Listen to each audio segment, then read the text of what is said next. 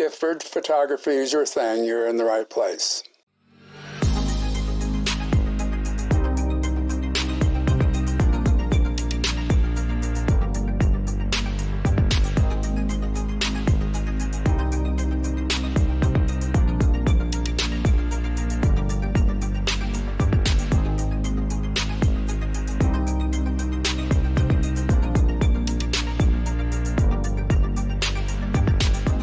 Today I have with me wildlife photographer Nancy Elwood, who loves to photograph birds above all else. We're going to discuss her bird photography and how she does it. Welcome, Nancy. Well, thank you very much, Kirby. I appreciate you having me. Oh, it's my pleasure. I love your work. Thank you so much. So you live in Florida, which of course is a bird photographer's paradise. Tell everyone how you got started and bring us up to date. Well, pretty much it was a long time ago. I'm pretty much self-taught. Back in the 80s, I was very fortunate to be able to go on a trip down to Antarctica and South Georgia and the Falkland Islands. And on that boat, they had several wildlife photographers. One was from the BBC and one was from National Geographic. And I had brought a camera along, but of course it was regular camera, nothing very special. But they got me, well, I got the bug. So when I returned, I kept in communication with them and looked at their work, and then slowly progressed into getting a little better equipment. And of course, at that time, there was no real internet or anything, but I read all the photography magazines and looked at all the pictures of the photographers that I really liked. And I read more and more, got more equipment, or better equipment, I really should say, over time. And then I kept traveling. I've been to Africa several times, Kenya and Botswana and Namibia, Madagascar, and been to Australia and New Zealand. And well, after that, it was just a continuation of how much I could learn and how better I could do it. And wildlife was definitely what I wanted to do. So I tend to not do things halfway. So Guess not. The more I read, and of course the internet happened, and I went from slides, which I started on Provia and Velvia, and then I switched to digital in about 2008. And then I had to go through the whole process of understanding what a RAW file was. But at least by then the internet had happened and computers were more common. And I just started looking, listening, reading, practicing. And so I got to a point after so many tries and so much equipment. I kept with Nikon pretty much through it all. I'm still with Nikon. And I just started to perfect it, especially with the digital. And as here I am today. Yeah, quite a journey. You're a world traveler. Yes, I love to travel. And as much as I love Florida, definitely we are very spoiled as wildlife photographers here in Florida for sure.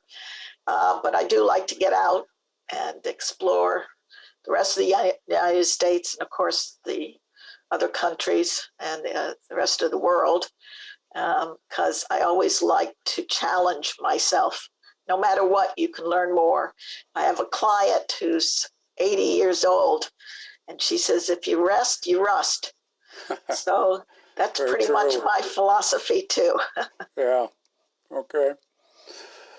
Well, your bird photos are stunning, I'd have to say, for their detail and how you capture the bird behavior. So how do you go about getting that? Well, I learned early, especially with the wildlife, I suppose more than any other subject is how do you approach the subject? Obviously, and in Florida, yes, we're spoiled, but you still need to know how to behave yourself. And actually, I found over time in reading about animals' behavior, how they show you, they'll tell you if you're too close, and things like that. And also how to approach to be careful and just settle down and be patient. And that's probably the biggest thing I've learned, is being patient. And actually, most subjects, not all, but most subjects will reward you for being patient and quiet, and let you photograph them if you respect them. I mean, that's one thing I teach. It's really paramount with my workshops, is how do we live in their world and approach them within their world. And so I have been fortunate, even though sometimes it's days and days in the field. I mean, wildlife photography is really time put into the field more than anything. It's not going out to one place once and getting all the shots you want. Pretty much that won't happen. Yeah. And you should learn the area, learn the environment that your subjects want to be in. And like I said, how they react to humans. And that is really how I've been rewarded. And I mean, most recently, that was with not so much birds, but with the bobcat. And it came, pretty much within about 20 feet of me. I was just very quiet, very still. And as with birds, you just pay attention to them and respect them. And I think they're okay with getting along with us, as long as you're patient. Yeah, you must be very patient. Do you use camo gear or a blind or anything like that, or just be stealthy? Not normally. There's certain places I do use a blind. There's workshops I do in South Texas at some of the photography ranches down there. And we work from blinds. They're in front of water holes. And so we work from blinds that make it much easier. I mean, the subjects, we're very close to the water hole, and we're at eye level with the water hole. And those places I do use blinds. I do have a, how should I say, not a fixed blind, but I have camo and cloth, and I also wear tan or earthy colors when I'm out. And that's pretty much in regards to blinds, more or less, I'm just patient. Well, it's a trait I don't have much of, but I try. So where all do you go? Obviously, in Florida, you got lots of choices, and the other nice thing about Florida is the birds seem to be tolerant of people. There's so many of them around that they kind of ignore you, I think, in general, don't they? Pretty much so. Very few. Yeah, they're pretty, and we have many places. Well, I've been here since I've lived in Florida with my photography since 2004. And I've just gotten to know, I guess over time, between networking with people and reading and also the internet, of course, I've learned what places are more fruitful than other places and where certain species are certain times of the year, both on the East Coast and the West Coast, because we have lovely shore areas, of course, beaches and shorebirds. But we also have lovely wetlands. I mean, we have one place in Central Florida called Lake Blue Cypress, which each winter collects about 300 osprey, and they nest there. Wow. In the cypress. And it's a wonderful place to go. You need to go from a boat, but it's an incredible place to, they've got owls there, other raptors, but mostly the ospreys are the star of the show. We have, on both coasts, we've got burrowing owls, and we have swallowtail kites and snail kites. But most of what I learned is just by looking on the internet and networking. And you get to learn what subjects are where. And then I have ones that are closer by to me. I'm near Orlando, where I frequent, well, once a week at least.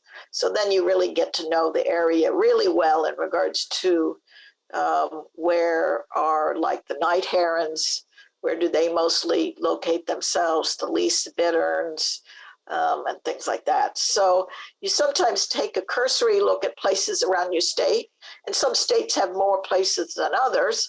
But then normally people have local areas that, of course, close to their home where they can explore more often. And it's also a good way to keep up with your photography and keep practiced. And if you got a new camera, take it out to practice with it and things like that. So, yeah. Do you use eBird as a source? I'm sorry. Yes, I do. I do use eBird. I do for if I'm on a particular subject, if they're there yet for that time of year or not.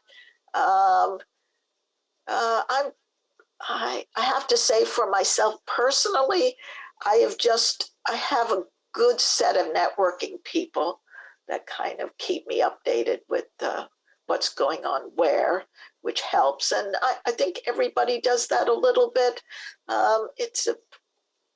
Normally people have kind of a close network depending on what the subject is, but I think everybody has a little grouping of people that live hither and yon around their area to kind of let them know what's going on. And that's probably my best resource. Okay. Nice to have. Yes. So what's the best way to learn about bird behavior, since that's a major key to getting good photos? Well, I have to say the Cornell website is very good, and it's a good organization to join. They have lots of information. Audubon does, of course. The internet, I'd say, unless you're into reading books as such, obviously Cornell and everything has their magazines that you can get and read their articles. But I learn a lot just from the internet, really, because it's sometimes very difficult, very different depending on the area of the country you're at, depending on the great horned owls or the great grays or different birds and how they look. Because a lot of birds have regional differences. They can be the same species, but have regional differences.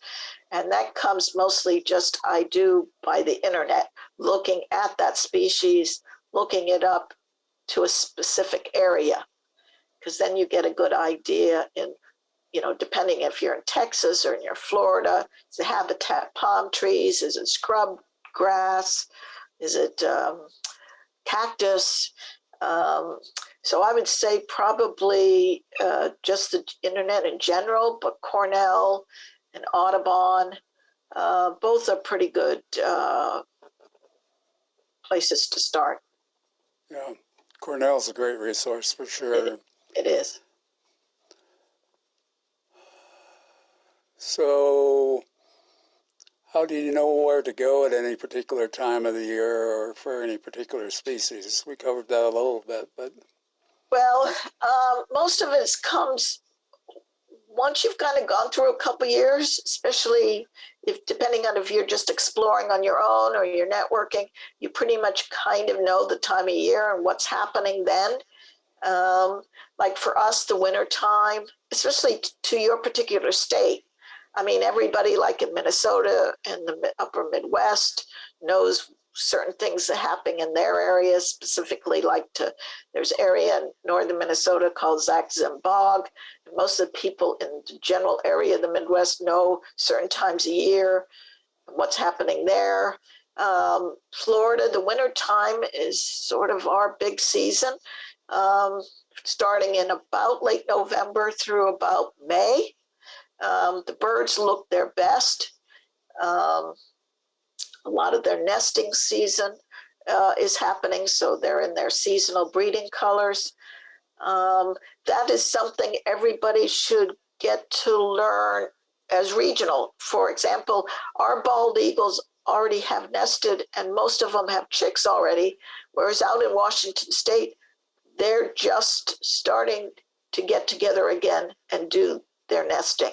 So everybody generally, as they learn about their state and read up on it, will kind of get an idea certain times a year for what, like we have the lease turns that are our summer happenings on the beaches, and our burrowing owls start nesting on the west coast, well, both coasts really, and their little chicks come out about latter part of March, April, May.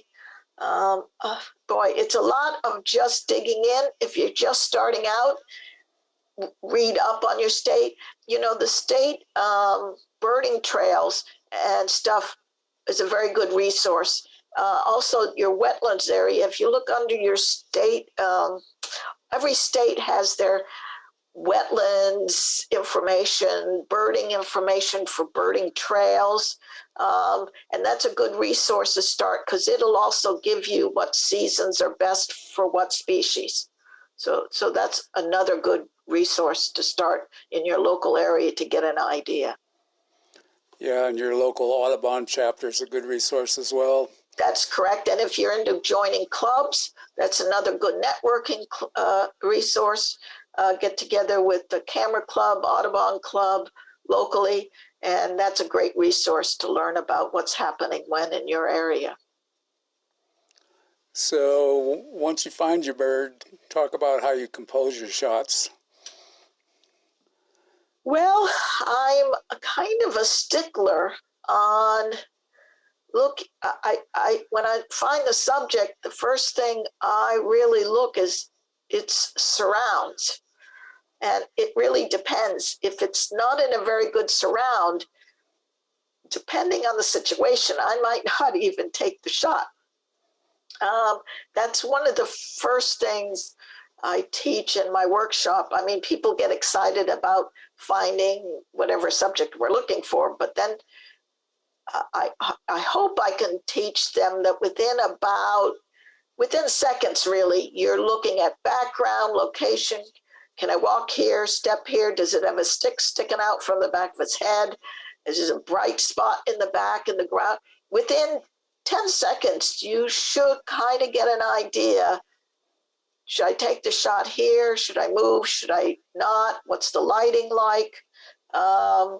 So those are the things I go through in the process, because sometimes everybody's very focused on the subject, but they don't look what's in back of the subject until they get on the computer, and then they say, oh no, there's a sign back there, or there's that big walkway back there, or there's a fence back there. And all that, people say yes, and yes, you can edit some things. Don't get me wrong, I do my share of that, but you really want to try to make it the best you can while you're shooting it. Leave yourself with as little work as possible.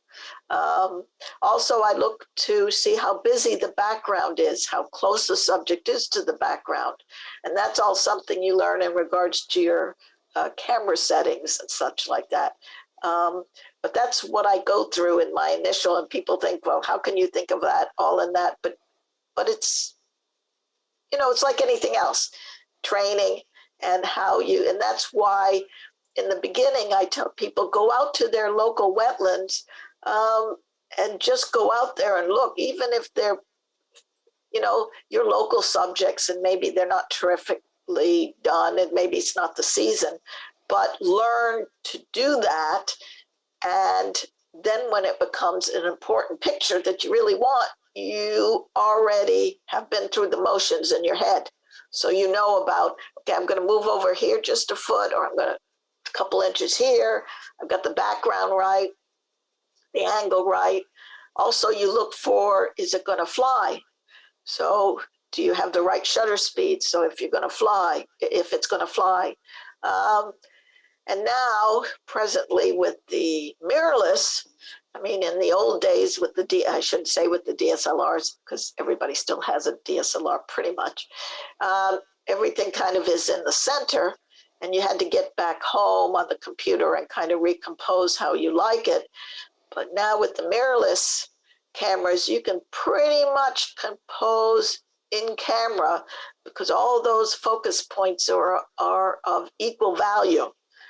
So what used to be the most accurate in the center doesn't apply anymore with these mirrorless cameras. So to some extent, you can save yourself a little bit of headache that way. But that's what I go through in my head as I'm finding the subjects. Sure. Good mental checklist there, and it comes with practice, of course, as you said, and takes a little time, but after a while it becomes pretty much automatic, I think. Exactly. Well, it does. And I said, well, just go out.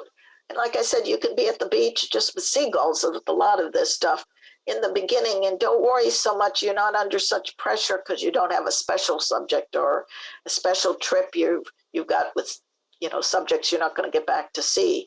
And practice that way in your head. And so that way you feel that as you do it, it becomes easier and becomes like you don't hardly think of it. It just is a natural occurrence. Same thing goes with your camera and your settings. People say, well, how do you know? Well, there you go. You go out with your camera, even on the worst day you think, just to your local place. Put yourself under no pressure and then see what your camera will do. And see, because when you're then on that special trip, that you're taking to a special place and that you really have this subject really, well, you already kind of know what I need for these settings and such like that. So you're not fiddling. You want to try to make your photography easy, not hard. So all that kind of stuff just comes with practice and time in the field. Yeah, getting that muscle memory going so you know where all the buttons are and how to adjust them. Exactly. And that's how I like to teach it also, is I want people to look through their viewfinder and have those buttons already set. You don't have to bring your camera down at all while you're taking the picture. You have all your settings with your fingers to swing through. And some cameras, of course, are easier to do than others. And people do say about money put into a camera body, but as one will find over time, that unfortunately the mid-range camera prices, when you start finding that they become easier to do that, you don't have to go into the menu every time. They come with more buttons you can customize, and that's all part of the more money part, unfortunately. It gives you more frames per second, gives you more buttons to customize and things like that. Yeah, better ergonomics. Right. Becomes much better. Yeah. Yes. So let's talk a bit about birds in flight. That's one of the things you like to do. So how do you do it? Oh, well, I tell you, that even if people want to start out doing that, I said, well, I says, why don't start out that way? We do end the day trying them, but well, I mean, the one things about birds in flight is, of course, well, as I tell people, I says, getting out, I mean, lighting is everything, as we, as wildlife photographers know. Lighting is almost everything, and lighting can make your work so much easier, the right lighting, which is always early in the day or very late in the day. So most of the time I try to teach them up against a certain type background that has uniformity. I mean, that's the one thing that makes birds in flight very difficult, because they don't exactly, I can't say, can you just go in front of those green trees and don't go in the sky area? because they don't tend to, no, they don't tend to obey that. So, I mean, those are the things you somewhat learn as you go along in regards to, but a lot of people try to do it with not enough shutter speed. And that is one thing. I normally start people out with a little more depth of field, so it gives them a little latitude. Don't do a wide open lens, and also give them more shutter speed to work with. Usually starting them out at 2,000ths of a second or 2,500th of a second. Now, as you practice, now the panning technique, that's practice. And I tell people, go out to the beach, go out to your wetlands with great blue herons, or go to, it can be any place, depending on, what you have to. Start slow, and you got to practice your panning skills, how you follow those subjects. Give yourself plenty of shutter speed. Just even if it turns out it's 4,000ths of a second, when you're learning, you can hone it down to how you handhold and how your technique, your panning technique becomes better. Then you can learn your own tolerance to what subject and how much shutter speed you need. And sometimes it's very easy. It's up against a very soft blue sky, beautiful, doesn't have much contrast. The subjects really pop in it, wonderful. Then you have the backgrounds that are very busy. Sometimes they're too busy, and I won't do birds in flight, or it's too dark. Either way, whether it's too early in the morning or too late, you kind of get a feel when you can do the birds in flight and when you can't, and what environment you're in when you're not. Sometimes it's a matter they're on a perch, and I tell people, focus on the perch, because the perch gives you actually a fixed spot for your autofocus to fix on. And then when the bird takes off, just start clicking. But there again, it depends on what kind of camera you have, how many frames per second do you have, is it a mirrorless, is it a DSLR, what kind of autofocus system you have. And to some extent, there it goes back to sometimes you get what you pay for on that with the camera body. And some of the lower end cameras make birds in flight much more difficult. It's inherent in the system. But a lot of how I learned it is, there again, practice, and knowing your equipment. That is really key. Know your camera. Know what you have to do. If it's up against a brighter sky and you have a dark bird, do I have to put in exposure comp? However you're shooting, aperture priority or manual, you have to always expose for the subject. So, or you have a dark sky and a light bird, or you have the darker water and the light bird. Those are all things you've got to practice.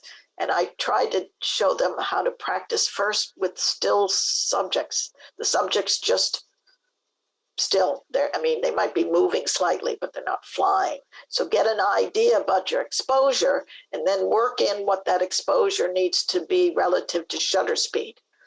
You can do, stills with 200th of a second or 500th of a second, whatever lens depending on what lens you're using and such. But you need to then push that shutter speed up if you're going to get any action shots. And of course, more or less depending on the subject. Sure. Whether it's a small bird or a big bird. That's another thing. So I always tell, I started out with the simple things. Great blue, I was lucky in Florida, of course. Great blue herons, they're not very fast. They kind of lope along. The snowy egrets that do their little dancing on the water, all good practice and all that. And then, of course, you end up building up to kingfishers, which are like crazy fast, and things like that. But I always tell people, start off slow, so it gives yourself some success. So as I got successful at that, we have sandhill cranes. There again, they don't particularly fly very fast, and they're big. So it gives yourself something big in the camera to focus on. So, I started out that way, and then I worked my challenge as I felt more comfortable with those subjects. Then I worked to more challenging subjects. Do you like using auto ISO? I don't. Well, for me, I don't. I'm a aperture priority person. For manual shooters, I think it's the bomb. I think for manual shooters, I think it's a great thing, especially now with the cameras being what they are that can handle the ISOs much better. I came from the old, our lenses didn't have VR. Our cameras, especially in the first digital age, terrible. 1,000 ISO, we'd never even think about doing. They were awful. I don't, because with my aperture priority, I have a setting. Nikon has a setting on most of their cameras. It's called easy exposure compensation, which means when you have that in the menu set, I have my back dial set that I can do exposure compensation, my front dial aperture priority, and then my one fingered ISO. So essentially I set my aperture for what I need. Pretty much that shouldn't change much really. And then I adjust my ISO to what shutter speed I need. And sometimes it's a compromise. Like I said, depending on the lighting situation, all I want at the bottom end of the shutter speed to have enough to get the picture. Now, sometimes that shutter speed might go up more, but I don't really care about that. It depends on the environment that bird is flying into. It might be all a constant lighting, constant background, and it makes no difference. And sometimes you have to choose, like in Washington State when we were with the Eagles, there were dark green backgrounds, and then they'd fly into this bright sky. Well, pretty much you had to decide where you were going to shoot them, because very difficult to get them in both areas right. There was just too much difference in it. So you decide to yourself, okay, I'm going to get them when they're in the sky, and I would make my exposure compensation apply to that, or up against the dark background and that. So sometimes you have to choose, other times you can work out a compromise. But no, so to answer your long story short, I'm not an auto ISO person, but I know many people and many of my clients who shoot manual have gone to auto ISO. And like I said, especially if you've got one of the newer full frame cameras, well, doesn't have to be newer. If you had D4, D5, D6, the D850s, Canon, the Mark IIIs, Sony, the full frame, the bigger sensor ones, you have lots of latitude with the ISOs. So auto ISO works really well in manual mode. Well, let's take a look at your wonderful photos here. I'm going to share my screen. Okay. Yes, that was just from my recent trip to Indiana. And where in southern Indiana, they have quite a few wintering short-eared owls, which is what this is. Right. And this was with the Z9. This was my first true outing with the Z9 as such, an away trip, so to speak. It gave me a lot of indicators on how to set the camera up. I had my big 500 with me, my FL F4. This was taken with the 1.4 Nikon TC. And one afternoon we had very good light. They're very difficult subjects. They're relatively smaller than a barred owl or great horned owl. And they're in fields, as you can see, that don't give you much contrast. They blend in very well, and they tend to come out very, very late in the afternoon, which is well, for lighting, it's great, but photography, sometimes not. But this one afternoon, we got the sun for pretty much to the end until it set on the horizon. I was able to do a little bit with my buttons with the Z9 and configure them a little differently. I used, as one is going to find with these bigger megapixel cameras, you're going to have to use more shutter speed. As much as I love the 45 megapixels, but they do show every imperfection of lens and of you, technique and otherwise. So most of the people started learning that. Well, I learned that with my D810 when I originally got one, which was 36 megapixels. But I soon learned a lot of it has to do with the shutter speed. I mean, unless you're got a still subject on a tripod. Other than that, if you're hand holding, moving subjects, you almost have to take in about twice of the shutter speed than what you would normally think. So a lot of these are shot at over 2,500 of a second, 3,200th of a second, as such. And I was wide open, so that was at 5.6. Wow. And everything's in sharp focus from wingtip to wingtip. It was. With the Z9, they were a little further away than I would like. I started using what most of these mirrorless cameras, autofocus systems have similar names. So whether you're using a Sony or Canon or whatever, but I use mostly the wide area large, which tends to give you a box that kind of fills up half of your frame, and then within it, and then I have it set it for animal eye. So within that square, it tended, with the subjects being a little farther away, it tended to hold it in the box better. But yeah, worked really well. Yeah, I guess so. I hadn't heard that about using faster shutter speeds with the D9. Z9, well, that's Z9, even with, yeah, with the 850. Well, people started that, well, like I said, it started with the D810, and then the D850 came up, and so many people, I had learned it with the D810, but people would say the D850 isn't giving me any good shots, and it's lousy, and all it is blurry. And 9 times out of 10, when I got to work with them, it had to do with the shutter speed. Yeah, pretty much. And like I said, if you're on a tripod, if you're doing portrait stuff, not this is really relevant. And like I said, if you got a nest, you're on a tripod and everything, again, not so much. But even so, a 45 megapixel camera and it also depends on the lens you have. You know, this all having to do, does your lens VR? Is it not VR? Is it one of the new Z lenses? Because the new Z lenses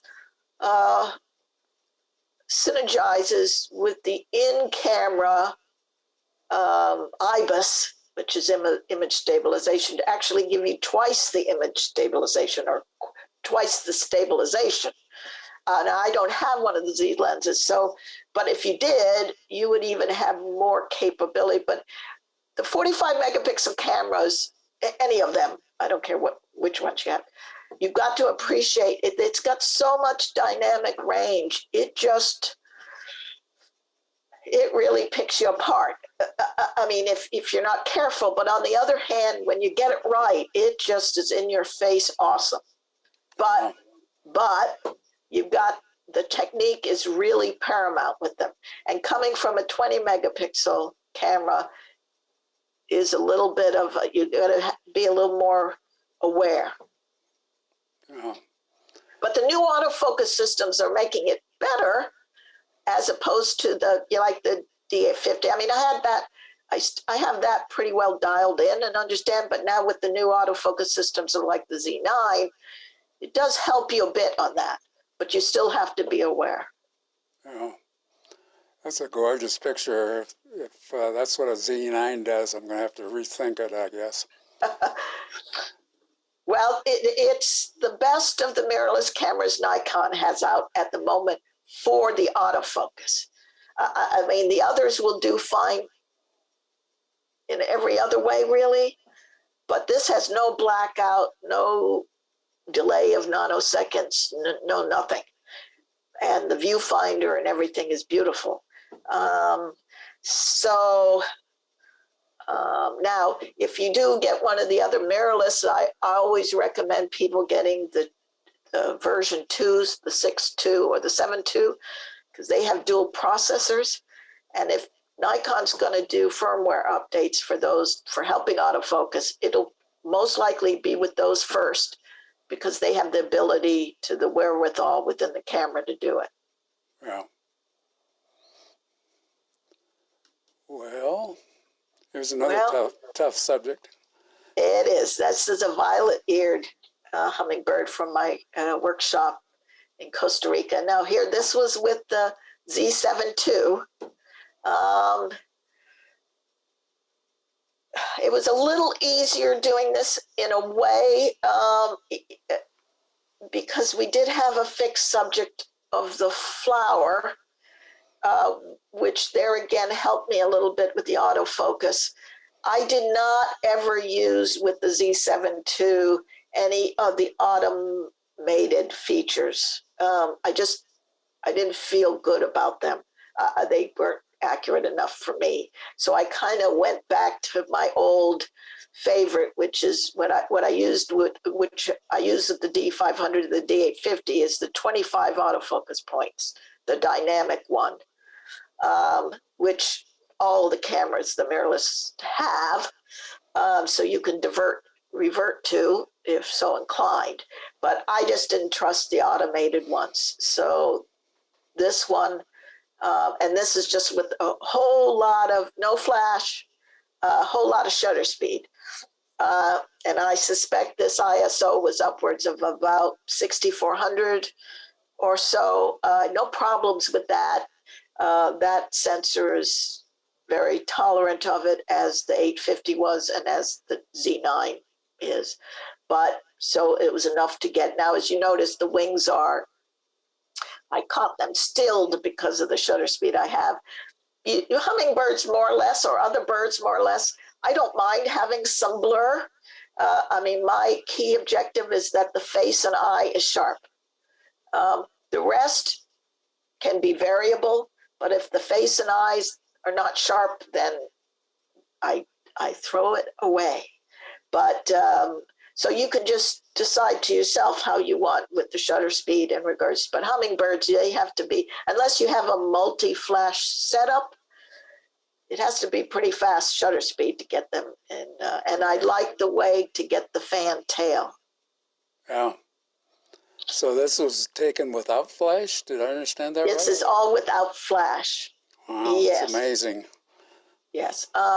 Most of Costa Rica, all the lodges that you stay in have lovely feeders and flowers and gardens. And hummingbirds have habits too, as in doing your subjects in your local wetlands. You can watch the bird, and does it have a certain pattern it's doing? Is it going from one tree to another tree or such? So you can kind of watch, and normally the hummingbirds would have certain flowers they like more than others. So you could watch and see about that. But the light tends to be, I mean, Costa Rica can have its bright days, but a lot of times you're up in the rainforest, or this was up in the cloud forest. So you have a bit of cloudy day, and a lot of the lodges have the feeder set up in such a way the background is far away and very nice green. So yes, so you don't necessarily need a flash with hummingbird. In fact, most of what I do in Costa Rica is without flash, although I do teach flash because there are times when you don't have a choice. But yeah. This one is without. Oh, very nice. Thank you. I love this one. This is our snail kites. With a and snail. Snail kite, yeah, and that's all they eat. And over the time, they have created both, as one can see with their talons and you can see with their beak. Evolution has made them very purposeful. Their talons are very, just like those little forks that you can dig into the snails when you get them at restaurants. Well, that's exactly what they have. And their beak is similar. In fact, what's interesting story about them is we've had snails that have come into Florida that aren't natural. They're called apple snails, and they're much bigger than our Florida snails.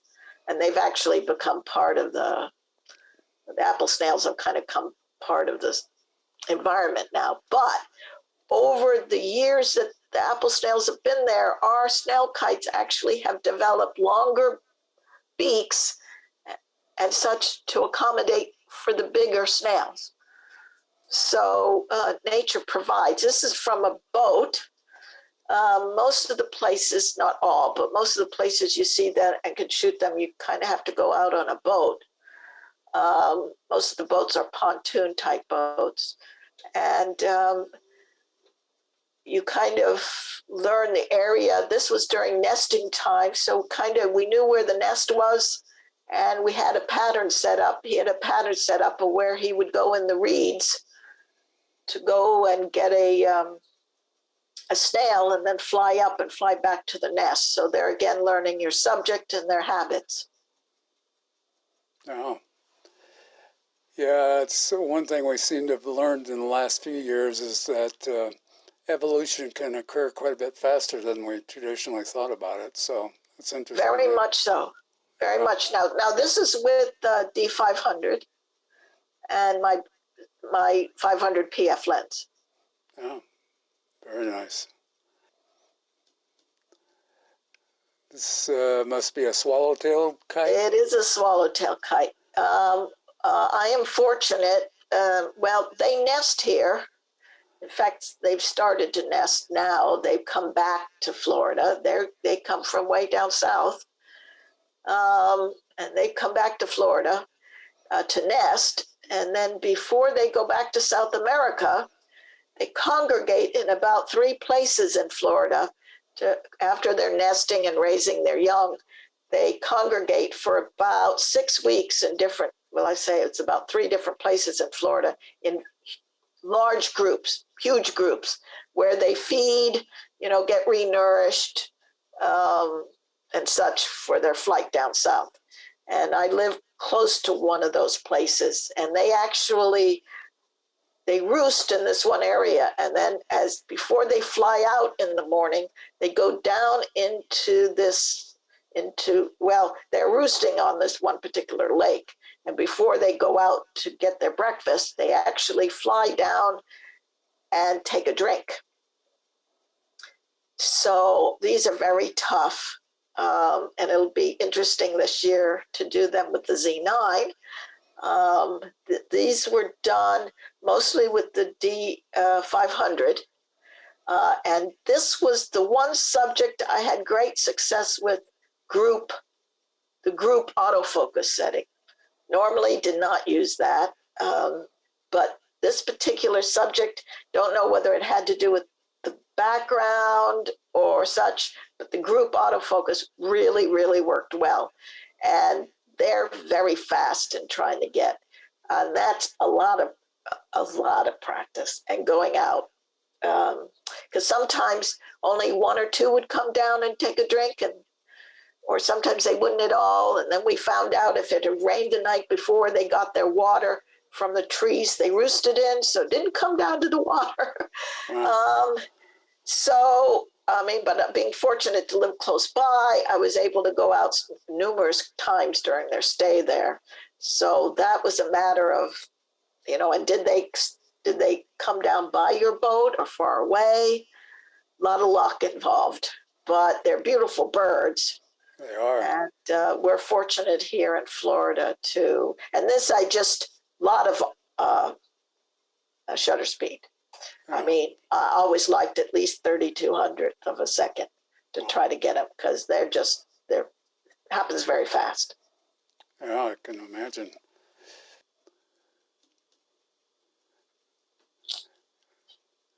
Our favorite owl. Yeah, my favorite owl, great gray owl. I visited northern Minnesota my first time a year ago.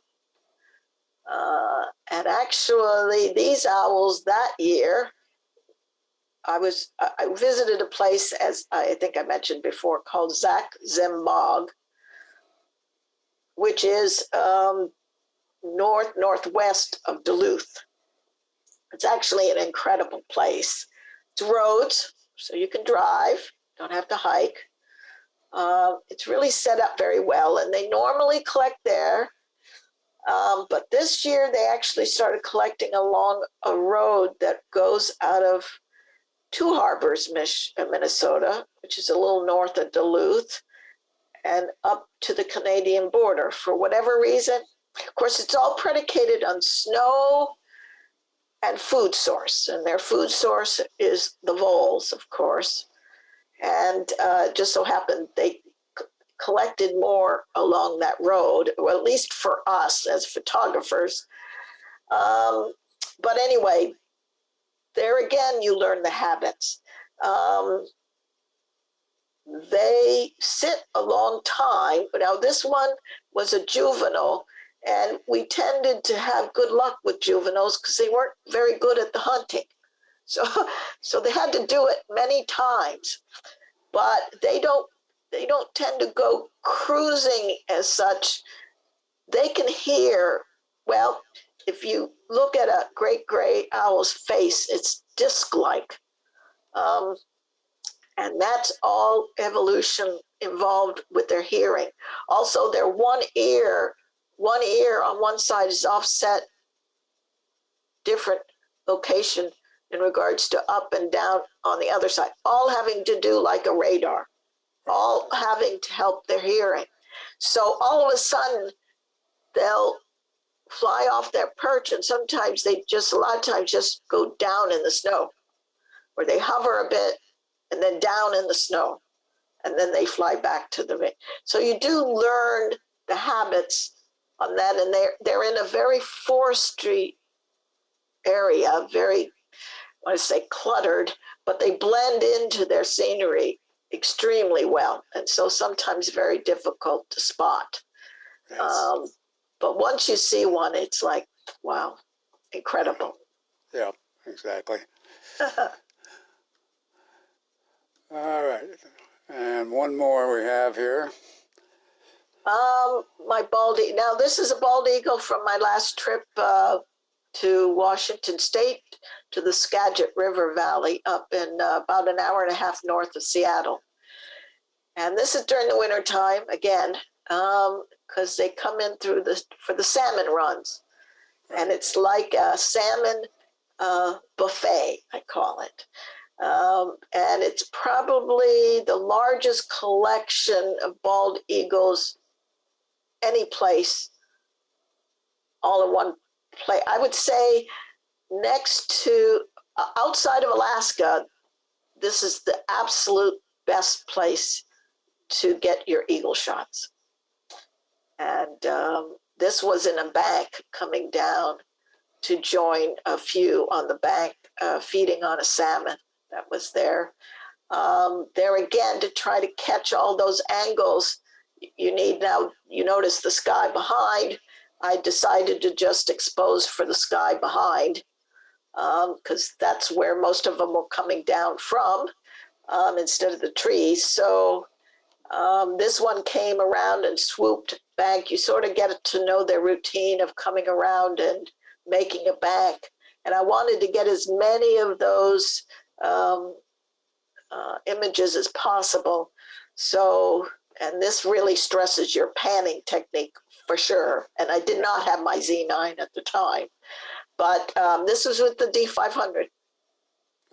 And just follow them down and lay down the shutter. And but they're a lovely sight, lovely bird. Yeah, that's a great photo. I love the posture and the the eyes tack sharp, and it just takes your breath away. Thank you. Yes, it was probably one of my favorites from the trip. Yeah, I would think so. Okay, so I'm going to stop the share here, and there we're back. So that was great fun. Yeah. So you've mentioned several times your tours and workshops. Talk about them a little bit. What do you offer and when? Yes, I usually go to Costa Rica once a year. I have a little short one this year that's full already, but I have a 10-day one for next year. It's in April. And we visit quite a few places within the country, and Costa Rica is like a wildlife photographer's dream, really. I also have got a trip planned to Kenya next June, and I do my trips in very small numbers. I like to have personalized groups so I can concentrate on everybody. And my trip to Kenya is very personalized. We stay off the beaten track so we can go off-road. We can even get out of the car. We have very small camps, the local guides that know where the leopard families are and such, and where everything is. And I also, for 2023, I go back and do the bald eagles in Washington State. We have private boat trips out on the Skagit, and we do those. My website, I also have a trip actually coming up that I have a few spots left for down in South Texas this year in April. And that's at the Laguna Seca Photography Ranch. And it's a great place. That's from the blinds and the water holes in front. And I do personal one-on-one Zoom meetings, workshops, and of course I do one-on-one and such in Florida or wherever you want me to go. We can work it out as a workshops here in Florida or elsewhere.